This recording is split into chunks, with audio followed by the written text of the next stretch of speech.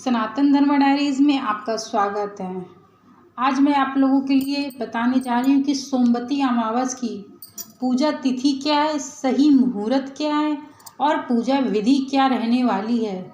जो भी स्त्री अमावस के दिन इस व्रत को करती है और पीपल के वृक्ष के नीचे जाकर 7, 21, 11, 9, 51 या 108 फेरे देती है, उस स्त्री को क्या क्या प्राप्त होता है। मित्रों, शास्त्रों में सोमवती अमावस का खास महत्व बताया गया है। इस दिन स्नान दान का अत्यंत लाभकारी बताया गया है। यानी कि इस दिन यदि आप दान करते हैं और गंगा जी में स्नान करते हैं तो आपको बेहद ही लाभ प्राप्त होते हैं। इसके अलावा सोमवती अमावस के दिन विधि पूर्वक पूजा करने से भी सभी मनोकामनाएं पूर्ण होती हैं। हिंदू धर्म में सोमवती अमावस का विशेष महत्व है। मान्यताओं के अनुसार इस दिन पितरों का श्राद्ध आदि करने से पुण्य फलों की प्राप्ति होती। यानी कि इस दिन यदि आपके पितृ नाराज हैं तो आप उनको प्रसन्न कर सकते हैं। इसके साथ ही पितृ प्रसन्न करने के साथ ही अपने पूर्वजों के आशीर्वाद से सारे काम पूरे हो सकते हैं आपके। यदि आप इस दिन अपने पूर्वजों को प्रसन्न करते हैं, अपने पितरों को प्रसन्न करते हैं तो आपको शीघ्र से शीघ्र फल प्राप्त होगा और आपके सारे काम बनते चले जाएंगे। सोमवती अमावस के दिन किसी पवित्र तीर्थ स्थलों पर स्नान दान करने से सभी मनोकामनाएं पूर्ण होती हैं। यानी कि यदि आप किसी पवित्र स्थान पर जाते हैं, जैसे अयोध्या आप गए, वहाँ सरयू नदी है, वहाँ आपने स्नान कर लिया। पिठूर गए, वहाँ पे गंगा नदी, आपने वहाँ स्नान कर लिया। ऐसी नदियों में यदि आप इन अमावस के दिन स्नान करते हैं और दान करते हैं, उसका विशेष फल आपको प्राप्त होती है। बता दें कि इस साल सोमवती अमावस 8 अप्रैल को पड़ने वाली है, 2024 को पड़ रही है। अगर आप इस दिन गंगा स्नान करके किसी तीर्थ स्थल नहीं जा पा रहे हैं तो घर पर ही नहाने वाले पानी में गंगा जल मिलाकर स्नान कर लें और कुछ न कुछ दान जरूर करें, इससे भी आपको लाभ होगा। तो आइए अब जानते हैं कि सोमवती अमावस के दिन शुभ मुहूर्त क्या रहने वाला है और किस विधि के साथ पूजा करना लाभकारी होगा। सोमवती अमावस का मुहूर्त क्या रहने वाले हैं। चैत्र कृष्ण पक्ष की अमावस्या तिथि आरंभ होगी 8 अप्रैल 2024 को सुबह 3:21 से प्रारंभ होगी।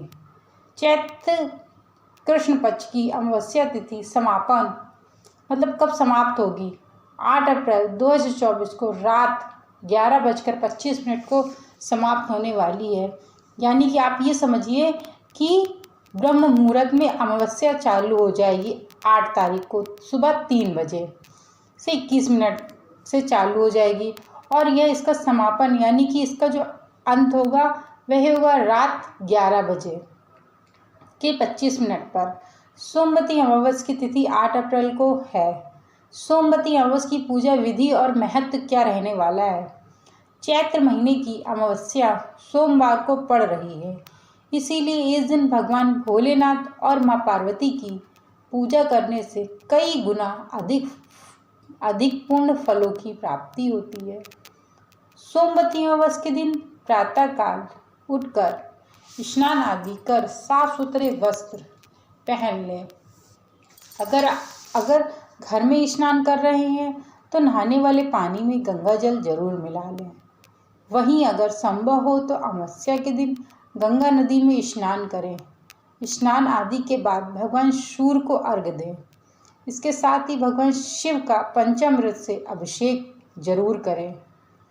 ये करने से आपके जीवन में जो भी कठिनाइयाँ, जो भी प्रॉब्लम चल रही होंगी तो आप देखेंगे कि शीघ्र से शीघ्र दूर होने लगेंगी और आपके जीवन में जो भी समस्या है, जो भी दिक्कतें हैं, वह शीघ्र से शीघ्र समाप्त होंगी और आप उन्नति की सीढ़ी में चढ़ते चले जाएंगे। पूजा विधि में आप कौन कौन से सामग्री शामिल करें? सोमवती अमावस में स्नान और दान करने के बाद व्रत और पूजा संकल्प लें। उसके बाद भगवान शिव और माँ पार्वती की पूजा करें। पूजा करने में क्या क्या सामग्री की आवश्यकता होती है, मैं आपको वो बताने जा रही हूँ। क्या क्या सामग्री आपको चाहिए? भगवान शिव को अक्षत, बेलपत्र, भांग, मदार, धूप, दीप, शहद, नैवेद्य आदि अर्पित करें। मैं आपको फिर से रिपीट कर देती हूँ। भगवान शिव को अक्षत, अक्षत मतलब चावल होता है, बेलपत्र आपको मार्केट में अवेलेबल हो जाएगी, भांग, यदि आपके पास हरी भांग ना हो तो आपने जो हरी भांग होती है उसको सुखा करके आपने रखा हो, जो बिल्कुल सूख जाती है, पत्ती जो होती है भांग की वो सूख जाती है, वह भी आप अर्पित कर सकते हो, उसमें कोई इश्यू नहीं है। मार्केट में आपको जो पूजक सामान जहाँ मिलता है वहाँ पे पिसी भांग भी अवेलेबल हो जाएगी, तो आप उसको भी अर्पित कर सकते हैं। मदार मार्केट में अवेलेबल होगा, वो आप चढ़ाइए। धूप, दीप मतलब धूप भी जलाना है आपको, धूप बत्ती भी जलानी है और दीपक भी जलाना है। शहद, शहद का अभिषेक करना है। नैवेद्य आदि अर्पित करें। माँ पार्वती को भी अक्षत चढ़ाएं, अक्षत चढ़ाएं, सिंदूर लगाएं, फूल, फल, धूप, दीप सभी सामग्रियों से माता रानी को अर्पित करें और उनसे अपनी सुहाग की प्रार्थना करें कि आपका सुहाग अमर रहे और आपके जीवन में जो भी दिक्कतें हैं वह सारी समाप्त हो जाएं। मित्रों, मैंने इसके पहले भी अमावस के कई वीडियो बना रखे हैं। सोमवती अमावस के मैंने सोमवती अमावस की पूरी कथा डाल रखी है, आप उसको भी जाकर के देख सुन सकते हैं। यदि आप लोग कथा सुनना चाहते हैं तो आप वहां जाके कथा आराम से सुन सकते हैं, मैंने प्लेलिस्ट पे वीडियो बना रखी है। एक तो सबसे महत्वपूर्ण बात है, इस बार अमावस्या के दिन, सोमवती अमावस के दिन ही सूर्य ग्रहण पड़ रहे हैं। भले ही इस लोक में ना पड़ के उस लोक में पड़ रहे हैं, यानी कि हमारे भारत में यह सूर्य ग्रहण बिल्कुल भी नहीं दिखाई पड़ने वाले हैं, क्योंकि यह रात्रि 9:12 से चालू होंगे और 1 से 1:30 के बीच तक रहने वाले हैं, यानी कि 1:30 बजे तक यह ग्रहण चलते रहेंगे। ये हमारे देश में ना तो इसकी सूदक मान होगा और ना ही इसका कोई भी प्रभाव पड़ेगा।